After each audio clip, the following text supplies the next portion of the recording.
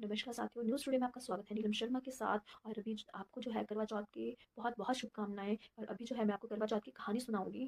तो चलिए शुरू करते हैं। बहुत समय समय पहले की बात है। एक साहूकार के 7 बेटे और उनकी बहन करवा थी।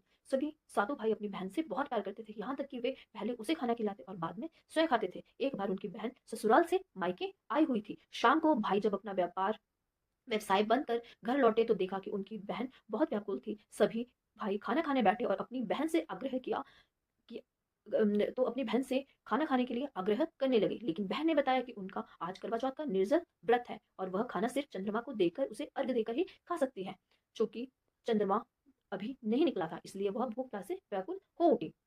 सबसे छोटे भाई ने अपनी बहन की हालत देखी नहीं गई और वह दूर पीपल के पेड़ पर एक दीपक जलाकर छलनी की ओर में रख देता है। दूर से देखने पर ऐसा प्रतीत होता है जैसे चतुर्थी का चांद उदित हो गया है। इसके बाद भाई अपनी बहन को बताता है कि चांद निकल आया है, तुम उसे अर्घ देने के बाद भोजन कर सकती हो। बहन खुशी के मारे सीढ़ियों पर चढ़कर चांद को देखती है, उसे अर्घ देकर खाना खाने बैठ जाती है। पहला जब वह पहला टुकड़ा मुंह में डालती है तो उसे छींक आ जाती है, दूसरा टुकड़ा डालती है तो उसमें बाल निकल जाता है और जैसे ही तीसरा टुकड़ा मुंह में डालने की कोशिश करती है तो उसके पति की मृत्यु का समाचार उसे मिलता है। वह बौखला जाती है। उसकी भाभी उसे सच्चाई से अवगत करवाती है कि उसके साथ ऐसा क्यों हुआ है। करवा चौथ का व्रत गलत तरीके से टूटने के कारण देवता उनसे नाराज हो गए हैं और उन्होंने ऐसा किया है। सच्चाई जानने के बाद करवा निश्चय करती है कि वह अपने पति का अंतिम संस्कार नहीं होने देगी और अपने अस्तित्व के से उनके पुनर्जीवन दिलाकर रहेगी। वह पूरे साल अपने पति के शव के पास बैठी रहती है, उनकी देखभाल करती है, उसके ऊपर उगने वाला सुई नुमा घास को एकत्रित करती जाती है। एक साल बाद फिर करवा चौथ का दिन आता है। उसकी सभी भाभियां करवा चौथ का व्रत रखती है। जब भाभियां उसे आशीर्वाद जब भाभियां उसे आशीर्वाद लेने आती है तो वह प्रत्येक भाभी के यम सुई ले लो, पिया सुई दे दो, मुझे भी अपनी जैसी सुहागिन बना दो, ऐसा आग्रह करती है। लेकिन हर बार भाभी उसे अगली भाभी से आग्रह करने का कहकर चली जाती है।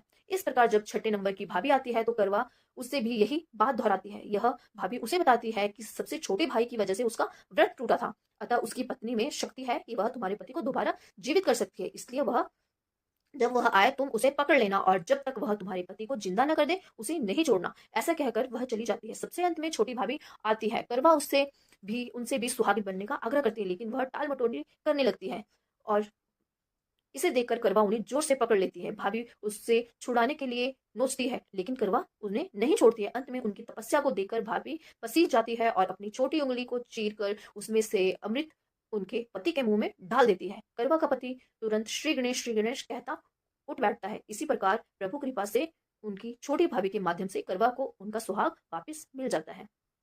तो ये थी करवा चौथ की कहानी। और अब हम आपको बताएंगे कि 10 अक्टूबर को व्रत पूजा का शुभ मुहूर्त सोलन में कितने बजे होगा, चांद का दीदार। तो चलिए जानते हैं। शिमला महिलाएं करवा चौथ का व्रत अपने सुखी वैवाहिक जीवन और पति की लंबी उम्र के लिए हर वर्ष रखती है।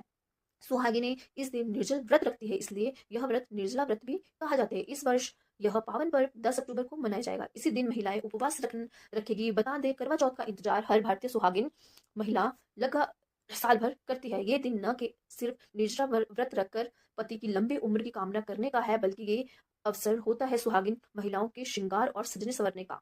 ऐसे में महिलाएं अपने हाथों में मेहंदी अवश्य लगाती हैं। शिमला में भी मेहंदी लगवाने के लिए महिलाओं में खासा उत्साह है। गुरुवार को विवाहित महिलाएं नई दुल्हनों के अलावा युवतियां शेर पंजाब के माल रोड झांसी पार्क के पास मेहंदी लगवाने के लिए बड़ी संख्या में पहुंची। करवा चौथ को लेकर शहर के रिज मैदान, माल रोड और अन्य बाजारों में काफी चहल पहल है।